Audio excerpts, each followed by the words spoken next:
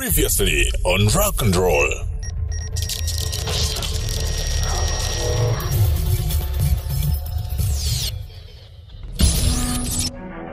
The following takes place between 12:30 and 1 p.m.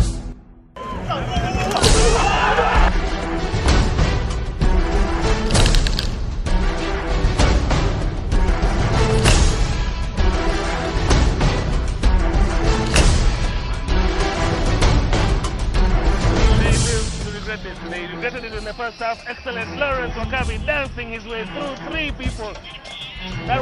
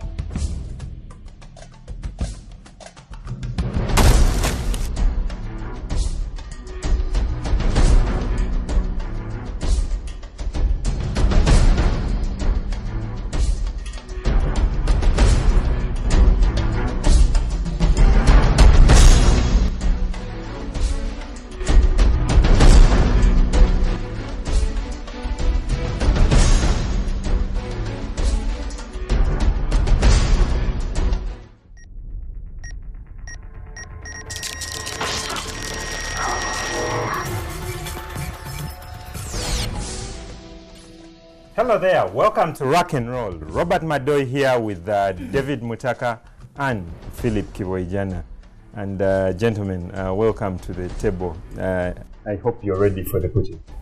Yes, I am. Thank you, Robert. So it's a pleasure to be here. Of course, as usual, pleasure to be here. Okay.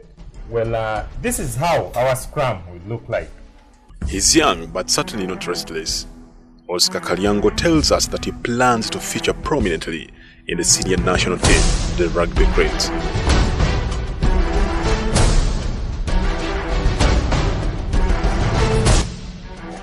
Kololo Senior Secondary School has a brush with the law, but are they simply being targeted? Our first offload from the scrum finds the trusted hands of Oscar Kalyango. After a breakthrough season with the DMAC Corps, Kalyango says he's ready to have Rugby Cranes fans eating from his palms. But are those palms sanitized? Well, we've been talking to the impressionable center.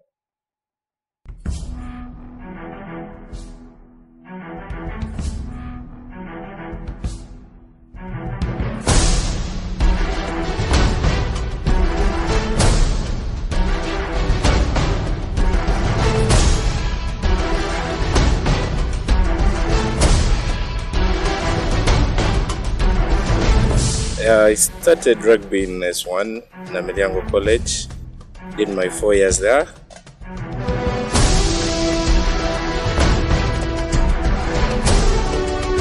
So when I was in Ameliango, I used to play number 9. When I went to Makerere College, I stepped into center position, being coached then by John Musoke. In 2009, in my vacation, I joined Corps and I've never looked back.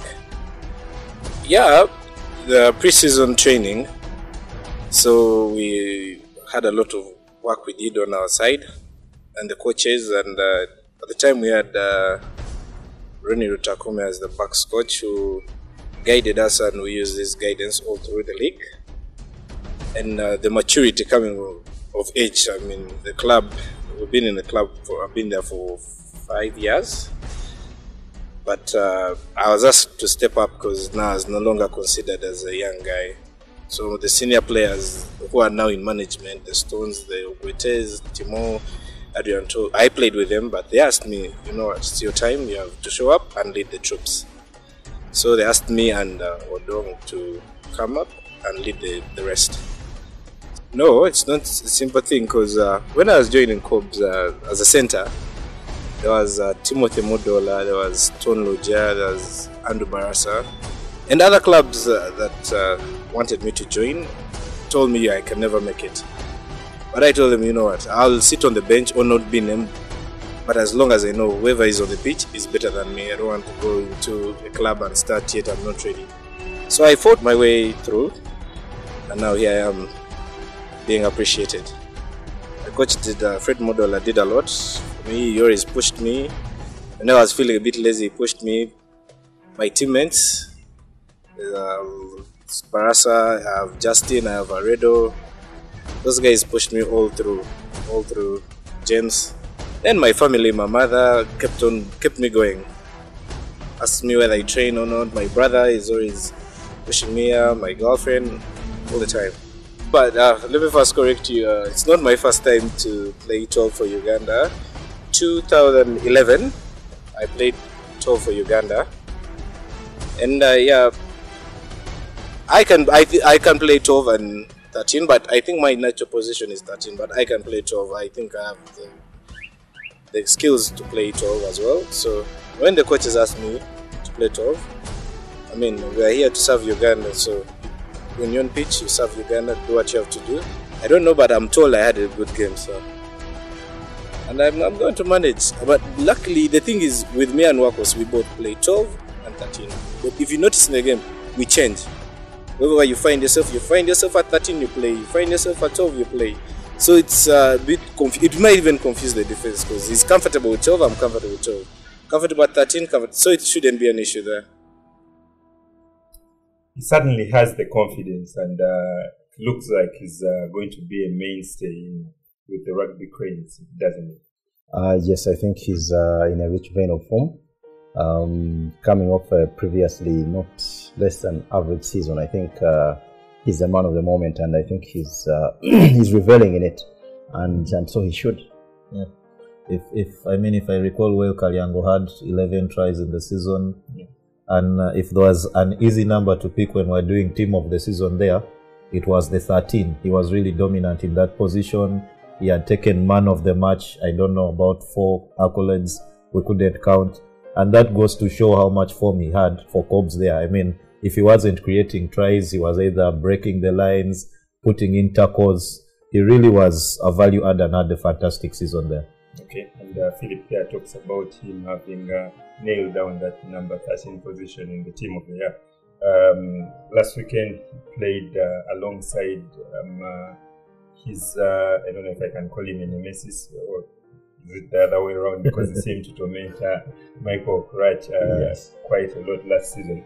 But they played, they're on the same pitch, and I wonder, is it back to the future? Because previously we've been having these problems of having 2 very good number 13s. How do we play them? You have Timothy Mudola, you have Michael Ruck. Is Lightning striking tries? I think it's you could say that, but for me it is about the combinations that you create at as you go higher. So the national team is, let's say, the pinnacle of any rugby player's life in his country. So and the coaches will be looking at combinations and saying, how do we keep what worked there? So even in the past, he's played 13, but even in previous campaigns on the national team, he's either played 12 alongside Kabazi or even alongside Wokorak. So it's up to the player to show his versatility, and I think he showed some soft hands in creating. I think it was one of the tries that he created. Awareness of what was going on around him, and I think that's what you want to see. We didn't see too much straight running, but then again, in terms of tackling, I think he put in some huge effort and some really big hits, which is what you want to see. So for me, it's around keeping the combinations in the national team that work. It's not, I think, a case of saying we have 13s and where they play 13. So for some teams, for example, New Zealand, you look at Ben Smith. He plays fullback. He plays 13, but for the All Blacks, he's a winger. And that's it. And that's how the coaches use him and play with the team around him. And Philip, it's very important for to have a centre who will sort of peel off a number 10. What did you make of the performances of Aredo last weekend? I think he started out first half, he was playing number 10, and after the break we saw first week Jasper O'Neill playing. Did they develop that chemistry with the 12 and the 13? Yes, actually the first 2 tries of the game, if I remember well, the first try especially, off the scrum, the ball, the 10 breaks straight, and when he breaks through, the next person with the ball was Oscar Kalyango. And I think it happened as well for the second try. It shows what you're talking about here, the center peeling off the 10. Of course, by the time Baskut came on in second half, national team seemed to be pushing a lot, and I think Victoria seemed to be holding back. Different story, but still, Baskut had a good showing. And really, when you look at the two, I would say game aside, the biggest advantage you could say Baskut had over Redo was in terms of size. Okay. Well, let's move on now, because Kololo Senior Secondary School seems to be getting a raw deal. Well, at least that's what their faithful reckon after their school was recently banned from the Uganda Secondary School Sports Association and East Africa Games. So is this a witch hunt? You think Kololo Senior Secondary School is being targeted? I don't know. I don't think it's a witch hunt. I think they found themselves in the final, so they put themselves in that position, I suppose. But Philip, I suppose you do have more information on that. I've heard differing stories. Yeah. I don't have the facts. What I've heard is not pleasant, and I'd hate to slander or to scandalize. Yeah, that's true.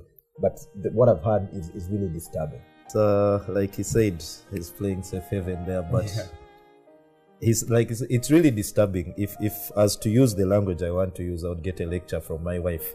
I mean, the last time she did lecture me for being harsh to someone. Yeah. But there are different angles to this story. One, when I tried getting information from the union, Kasasa said he didn't have the right information because this was not a union sanctioned event. It happens to run under Uganda Secondary School Sports Association.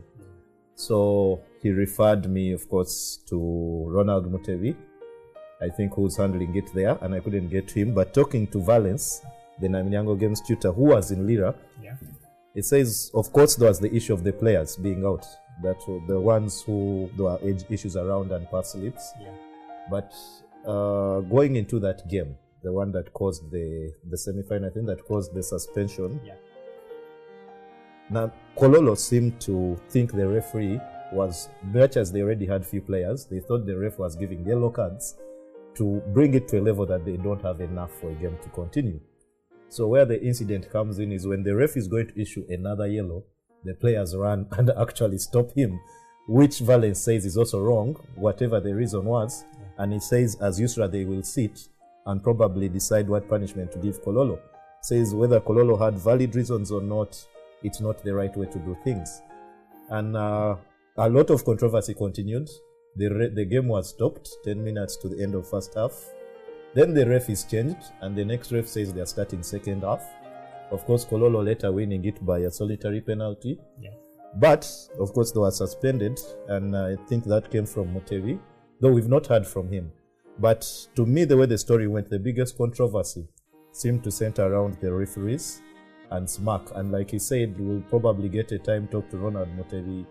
He can give information. I mean, the Referee Society didn't know about it. The referees were chosen by Mutebi from Entebbe. So there's a lot. We don't want to say what we don't know at the moment. But the controversy seemed to center around the referees and SMAC and Ronald Mutebi. So maybe we'll hear from them. Yeah. But David, there seems to be a lot of politicking, in the school's rugby backdrop. Would you say this is a recipe for disaster? Because this is not the first time that these stories have been doing the rounds. Yeah, I think it is a recipe for disaster.